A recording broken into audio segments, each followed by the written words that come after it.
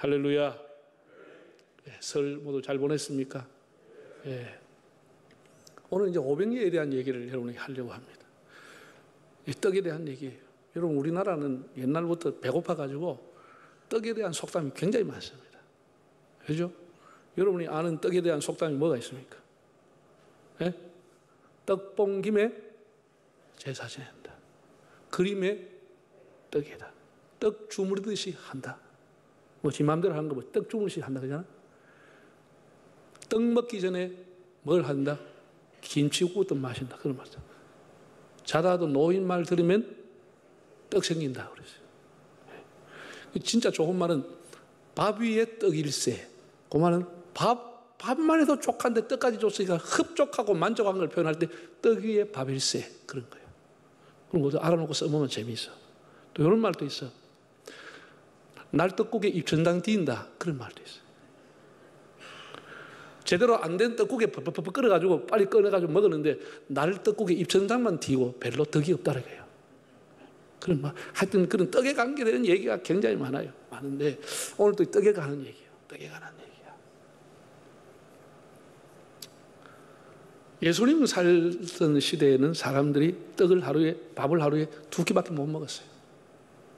그것도 배불리 먹지 못했어요. 보리떡이나 이렇게 먹었어요. 우리 옛날에 춘분기를 생각하면 돼요. 예. 그 춘분기 때 뭐 먹을 게 없으니까. 예. 봄떡은 새님도 먹는다 그런 말이 있어요. 새님이라고 집에 들어앉아가 조용하게 남한테 체면체력 있는 사람도 봄에는 먹을 게 없으니까 봄떡은 들어박혀 있는 새님도 나와 얻어먹는다 그랬어요. 그러니 뭐 그렇게 배고플 때야 2끼 먹고 있을 때 로마가 다 수탈해 갔어요.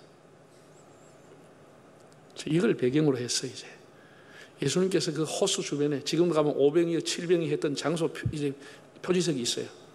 그 갈릴리 호수 옆에 예수님이 자연 바람을 이용해 가지고 조금 언덕에서 서면은 10,000명 이상 사람들에게 마이크 없이 충분히 설교할 수 있는 그런 위치였어요. 오늘 3가지 얘기를 했는데 첫째는 예수님에게 긍휼의 마음, 이걸 우리 본받자는 겁니다. 불쌍히 여기는 마음이 있었다는 거예요.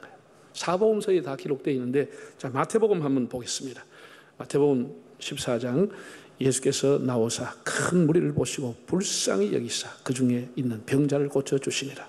저녁이 되며 제자들이 나와 이르되 이곳은 빈들이요 때도 이미 저물었으니 무리를 보내어 마을에 들어가 먹을 것을 사 먹게 하소서. 또 15장에 보면 며칠이 지나고 난 이후에 예수께서 제자들을 불러 이르시되 내가 무리를 불쌍히 여기노라. 그들이 나와 함께 있은지 이미 사흘임에 먹을 것이 없도다. 길에서 기진할까요? 굶겨보내지 못하겠노라. 그러니까 성경 곳곳에서 예수님의 마음이 나오는데 어떤 마음이냐? 무리를 보실 때마다 불쌍히 여기는 마음을 가졌다는 거예요. 불쌍히 여기다. 엘레에오라고 하는 헬라어 이 단어는 치근히 여기다. 동정심을 갖다. 불쌍히 여긴다. 이게 긍휼이라는 단어입니다. 긍휼. 영어로는 mercy, 혹은 compassion 이렇게 compassion 이렇게 부르는데 불쌍히 여겼다는 것이죠. 이게 주님의 마음이라는 거예요. 주님의 마음.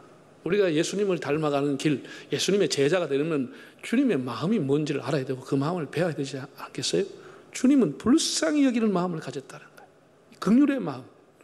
주여 우리 무리를 불쌍하게 여기사. 하나님 불쌍히 여기달라는 기도가 찬양에 나와 있습니다. 무거운 짐을 나 홀로 지고 견디다 못해 쓰러질 때 어떻게? 불쌍히 여겨 구원해 주리 은혜 주님 오직 예수. 네, 불쌍히. 시편 103편에 보면 다윗의 이런 말씀을 했습니다. 아비가 자식을 불쌍히 여김같이 여호와께서 자기를 경외하는 자를 불쌍히 여기시느니라. 하박국 3장에 보면 하박국의 간절한 기도가 나와 있는데 아수르 군대가 쳐내려 온다는 소식을 듣고 하나님 앞에 드린 기도입니다. 하나님, 진노 중이라도 긍휼을 잊지 마옵소서. 하나님이 진노하시고 심판하시다가 우리를 불쌍히 여겨달라는 애절한 기도를 드렸습니다. 베드로서를 읽어보면 베드로가 이렇게 말했습니다. 전에는 너희가 내 백성이 아니더니 이제는 내 백성이요 전에는 긍휼을 얻지 못하더니 이제는 긍휼을 얻는 자가 되었느니라. 하나님 앞에 돌아온 자의 축복이 뭐냐? 하나님의 긍휼의 대상이 됐다는 거예요. 하나님이 불쌍히 여기는 사람이 됐다는 것이죠. 네? 네. 여러분, 예수님의 복음은 긍휼의 복음이라는 것을 아셔야 합니다. 지금 우리 교회가 뭐 코로나 때문에 사회로부터 무슨 뭐 여러 가지 공격을 받고 비판을 받고 신뢰가 잘못 추락해 간다. 교회가 잘못한 부분이 있죠. 그런데 그걸 회복할 수 있는 길은 뭐 다른 거 있지 않아요. 제가 지난주에도 교회 연합단체 기관장들하고 대형교회 목사님들하고 대화를 나눴습니다. 전화로 대화하면서 우리가 회복할 수 있는 길은 예수님의 마음, 긍휼의 사역, 봉사하는 사역을 다시 하면 좋겠다. 과거에 태안 가서 기름을 닦듯이 한국교회가 조용히 사회 약자 어려운 문제들을 이렇게 해야지 뭘 자꾸 우리 공격적인 전도하고 그럴 때는 지나갔다. 다시 그 단체를 한번 추스려서 새로운 재조직이 필요하다. 그런 대화를 했습니다. 여러분, 우리나라 6.25 사변이 일어나고 난 이후에 전쟁 고아가 많았을 때 그 아이들을 먹여주기 위해서 만든 것이 월드비전이라는 것입니다. 그 길가에 고아들이 굶어서 추위에 145 때 고아들이 굶어 죽어가는 시체를 보고 불쌍히 여겼던 선교사님이 만든 단체가 컴패션이라고 하는 재단입니다. 자비의 재단, 동정 혹은 긍휼의 재단이라는 것을 만들어 지금까지 사역을 하고 있습니다. 그 외에 뭐 유니셰프라든지 뭐 네이버후즈라든지 이런 뭐 다 기독교 정신에서 나온 것입니다. 국제 환경을 보호하는 그린피스, 세계 병자들을 고치기 위해서 다니고 있는 국경은 의사회, 전부 다 기독교 정신으로 소위 말해서 비정부 단체 NGO라고 하는 단체를 만들어 가지고 끊임없이 지금 지구촌의 사람을 구하기 위해서 일하고 있습니다. 기아에 허덕이는 사람, 병든 사람, 학교를 가고 싶으면 학교에 못 가는 사람, 자매결을 맺어서 공부를 시켜주는 일들, 아동학대를 금지하는 일들, 이거 다 정부가 하는 것이 아니고 전부 다 NGO 단체가 그런 일을 하고 있습니다. 이거 어디서? 예수님이 불쌍히 여기는 마음에서부터 나오는 거예요. 이게 긍휼사역이라 이렇게 부르는 겁니다. 긍휼사역. 여러분들이 이제 우리 예수 믿으면서 우리가 생활에 실천할 수 있는 것이 바로 이런 겁니다. 많은 것은 뭐 하더라도 여러분 자녀들에게 불러가지고 가르치십시오. 어릴 때부터 남을 돕고 남이 아파하는 것에 공감하는 그런 마음이 필요하다. 네가 원하는 단체를 이렇게 클릭해서 찾아보고 네가 월드비전 하든지 유니셰프를 가든지 아니면 무슨 단체를 후원하든지 한 달에 5,000원도 좋고 10,000원도 좋고 네 용돈 아껴가지고 꼭 이렇게 남에게 도와주는 마음을 늘 가지고 살아라. 이렇게 해서 그 구자로 보내고 하면은 그게 10년 가고 20년 가면 자기 인생을 돌아보면 정말 보람 있고 가치 있는 일 중에 하나가 그런 것이에요. 큰 돈 안 들이면서 가장 보람을 느끼는 거예요. 우리가 헛발리 쓰는 돈이 얼마나 많아요. 네? 우리 담배 먹는 사람 없지만 쓸데없이 담배 피우고 한 달에도 돈 몇만 원 쓰는데 그럼 5,000원, 10,000원이라도 그런 도와주면 얼마나 좋겠어. 얼마나 좋겠어. 네? 그런 것을 하는, 그런 작은 것을 실천하는 것이 네 사랑이고 주님의 마음이라는 것이에요. 네? 우리가 마음만 먹으면 할 수 있는 것이 그런 것이에요. 마음만 누구나 다 할 수 있는 것이에요.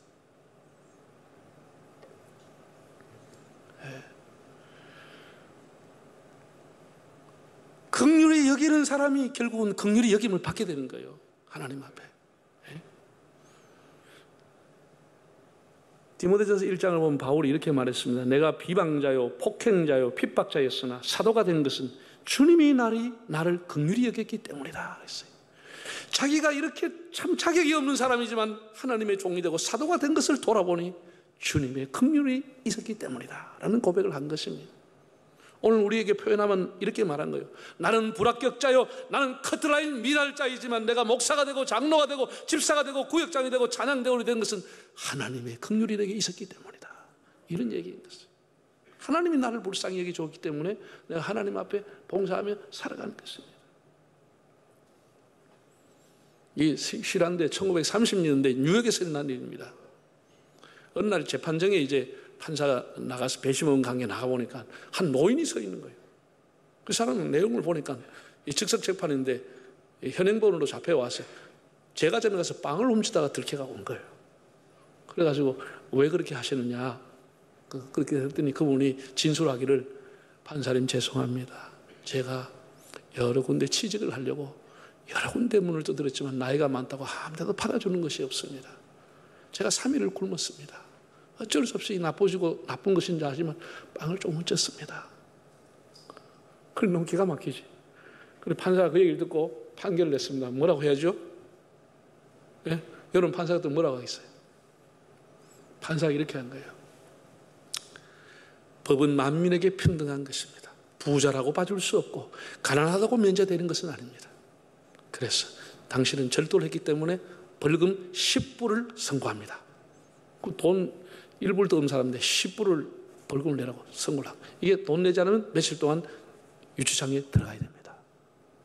그러니 뭐 사람들이 술렁술렁한 거예요. 그래서 판사가 그 다음에 한 얘기입니다. 여러분, 우리 다 뉴욕에 살고 있습니다. 우리 뉴욕에 살고 있으면 우리 이웃의 아픔을 몰랐습니다. 우리가 저렇게 이웃이 배고파하는 걸 우리는 모르고 무관심한 죄를 지었습니다. 무관심한 죄로 제가 벌금 10불을 대신 내겠습니다. 그리고 모자를 돌릴 테니까 여러분들도 다 무관심 죄를 짓으니까 50센트라도 벌금을 내시기 바랍니다. 이렇게 해가지고 돌려가지고 수북이 돈을 걷어가지고 벌금 내고 그분을 위로해 줬다는 얘기가 있어요. 이후에 이 판사가 뉴욕에서 3번이나 시장을 했던 라규 아디아라고 하는 사람입니다. 유명한 시장이 되었다고 합니다. 긍휼이라고 하는 것은 감정이 아닙니다. 감정이 아니에요. 네. 여러분, 내가 이 비유하려고 하면 긍휼이라고 하는 것은 연필, 우리가 뭘 쓰고 하잖아요. 연필 끝에 달려있는 부드러운 지우개와 같은 것이 긍휼이라고 하는 겁니다. 아무리 연필이 똑똑하게 써도 실수가 하는 거예요. 지저분해지고 잘못 적게 되는 거예요. 그럼 지우개가 없으면 어떻게 해요? 찢을 수밖에 없는 거예요. 버릴 수밖에 없는 거예요. 잘못되면. 그 지우개를 가지고 지워주는 것이죠. 우리가 사람의 아픔을 정죄하고 비판하고 욕하고 그렇게 하는 것보다 긍휼이라는 지우개로 지워주라는 것이죠. 그 사람을 감싸주라는 거예요. 다시 한번 기회를 주라는 것이죠.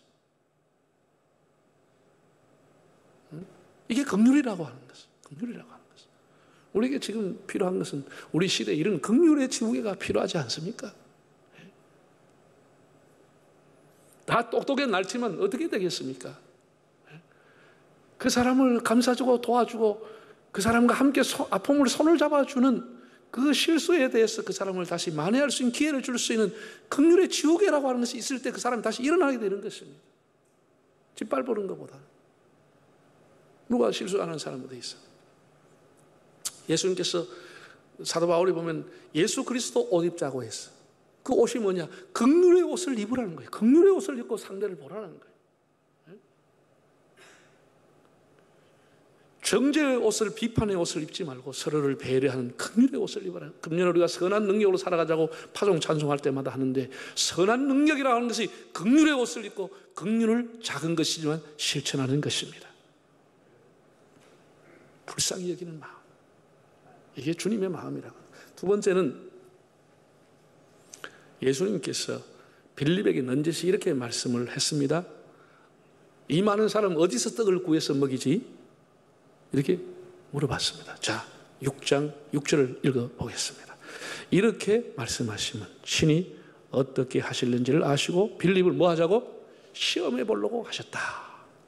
빌립이라고 하는 사람을 테스트해 보려고 했다라는 거예요. 한번 제자들의 믿음을 보시려고 예수님이 그렇게 물어봤다는 것이, 테스트했다는 것이죠.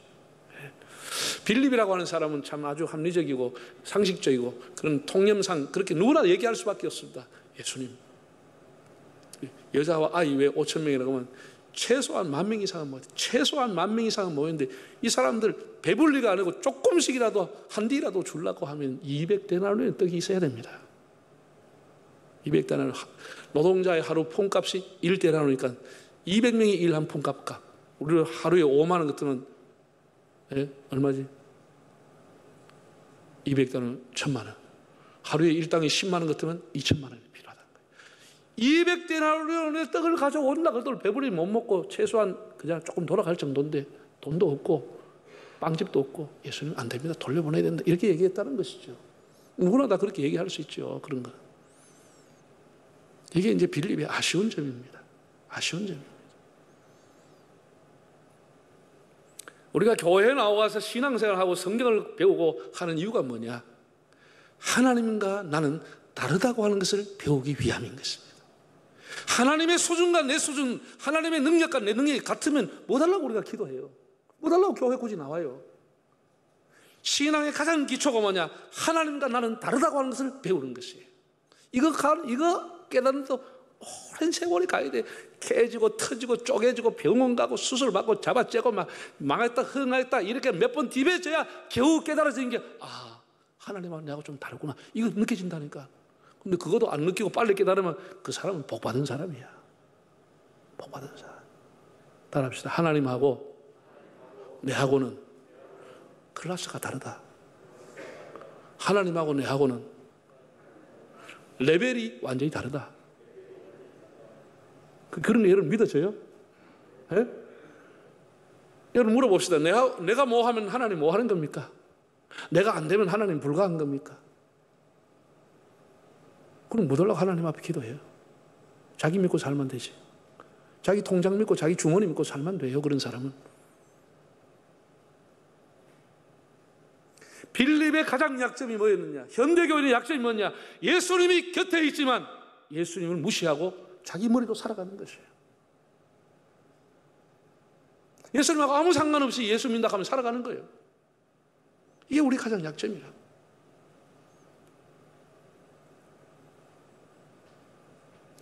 여러분 우리가 코로나 때문에 직장에 문 닫은 분도 많습니다. 우리 교회 안에도 굉장히 어려움 당하는 분 계세요. 물론 지난주에는 참 신나는 일도 있어요. 제가 연락을 받았는데 지난주에 임용교사, 교사들이 시험쳤는데 막 집사님들 중에 자녀가 마지막으로 최종적으로 교사 합격한 사람들도 있다고 얘기를 두 집 들었습니다. 감사한 일이죠. 너무도 감사한 일이죠. 근데 다 어려워요. 그럼 내가 어려우면 다 내 인생 끝나는 겁니까? 내 인생은 샤트를 닫는 겁니까? 우리가 아무리 기도해도 상황이 어려울 수가 있고 아무리 하나님 앞에 믿음으로 살아도 조금도 길이 열리지 않고 더 꼬일 수도 있는 것이에요. 그럼에도 하나님은 여전히 살아계시는 거예요. 여전히 어제나 오늘이나 변함이 없고 하나님은 창조주 하나님이신 것이에요. 이걸 믿는 것이 믿음이라고 하는 것이에요. 내가 절망하고 어려우면 낙담하고 포기하고 그건 하나님 믿는 사람이 아닌 겁니다. 이것이 우리가 잘못된 것이죠. 이게 빌립의 신앙이라고 하는 거예요. 아주 유치한 신앙인 것이죠.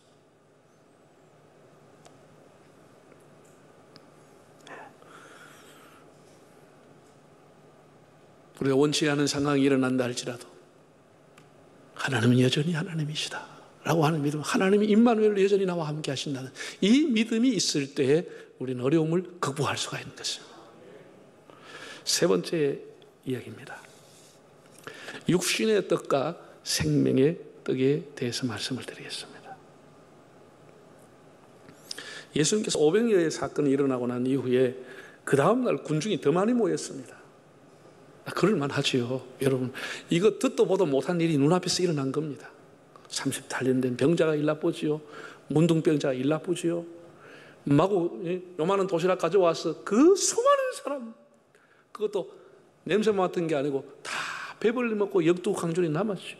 이걸 본 사람이 밤에 잠이 오겠습니까? 안 오겠습니까? 잠이 안 오겠죠. 잠이 안 오죠. 설레어서. 그래서 막 치는 척 다 막 휴대폰 해가지고 내일 가자 이래가지고 다 그 다음날 인상태가 더 나쁜 거예요. 더 많은 사람이 모여온 거예요. 예수님께서 그들을 보고 하신 말씀입니다. 자, 6장 26절, 27절, 35절 한번 읽어보겠습니다.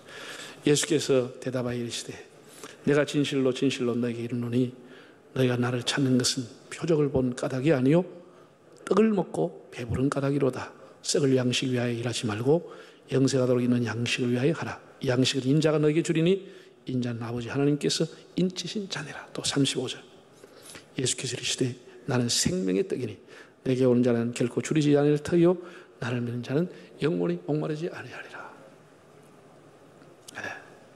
유대인들은 들떠 있었습니다. 오늘 또 무슨 신기한 일을 할까? 야, 오늘 무슨 일이 벌어질까? 잔뜩 기대하고 예수님 보는데 예수님이 이렇게 말했습니다. 너희가 오늘 나를 따라온 것은 떡을 먹고 배부른 까닭이다. 참 핵심을 찔린 것이죠. 양심을 찔린 것이죠. 내가 이렇게 사방에서 모여온 것은 오늘 떡을 줄까 싶어서 왔다. 그러나 내가 바로 생명의 떡이다. 나를 먹는 사람 살게 된다. 내 살을 먹고 내 피를 마시는 사람이 영원히 살게 되는 나는 살아있는 떡, 생명의 떡, 신령한 떡이다. 예수님이 이렇게 말씀한 거예요.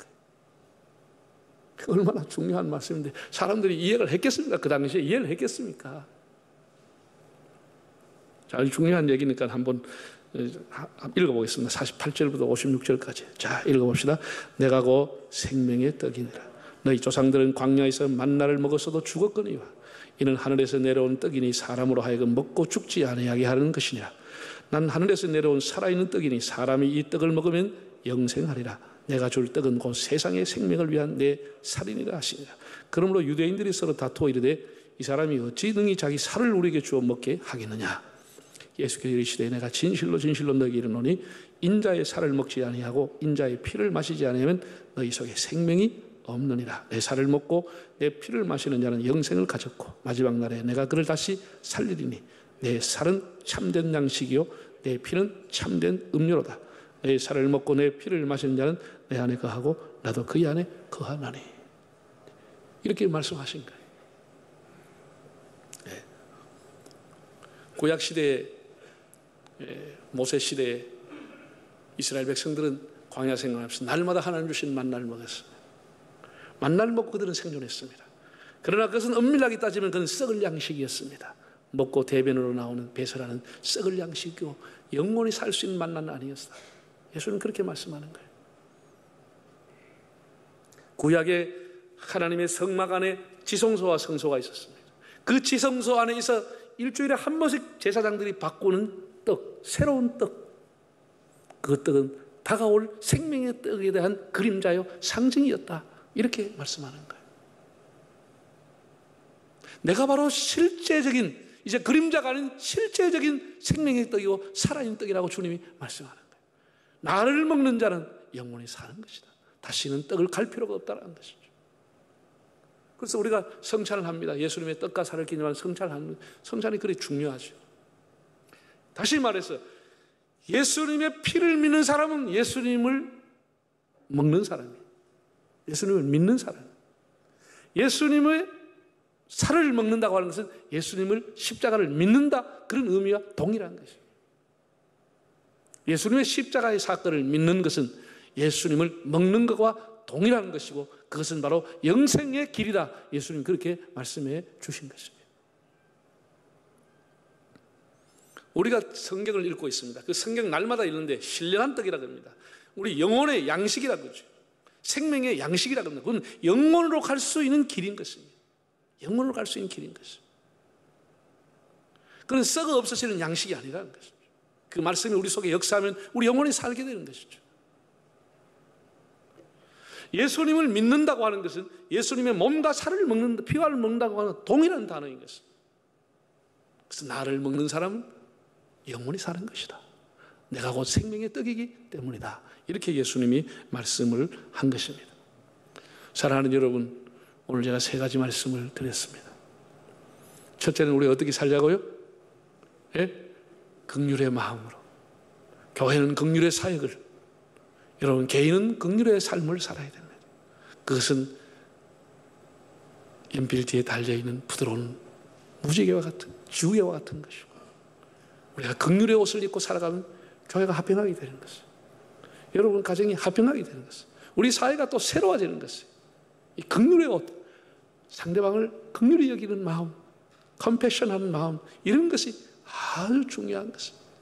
여러분 자녀들과 함께 긍휼의 삶을 사시기를 바랍니다. 예수님 빌립을 테스트해 봤다고 그랬어요. 그 테스트의 가장 기본이 뭐냐? 나와 너는 다르다는 것이. 이사야 55장에 온 내 생각과 너희 생각은 다르며 라고 했습니다. 하나님이 우리와 다르다고 하는 이 사실을, 이걸 깊이 믿는 것이 믿음이라고 하는 것입니다. 하나님은 내 능력, 내 수준하고는 아예 비교 자체가 안 되는 것입니다. 비교하는 것이 하나님 앞에 불경인 것입니다. 하나님은 능치 못함이 없는 것이고 나는 어려워도 하나님은 능치 못함이 없다고 하는 것을 믿는 것을 오늘 빌립을 통해서 주님 우리에게 가르쳐 주고 있는 것입니다. 그리고 마지막 세 번째는 우리의 먹는 이 육신의 떡이라고 하는 것은 정말 시간이 가면 또 먹어야 되고 이런 썩을 양식인 것입니다. 그래서 육신의 호흡을 위해서 먹는 것입니다. 우리의 영원한 양식은 주님의 말씀이고 영원한 양식은 주님의 십자가인 것입니다. 주님이 십자가를 통해서 그 살을 찢고 그 피를 주신 그것을 믿을 때 우리는 영원한 생명으로 들어가게 된다는 사실입니다. 오늘 이 놀라운 진리를 다시 깨닫고 한 주간도 주님과 동행하는 삶이 되시기를 바랍니다.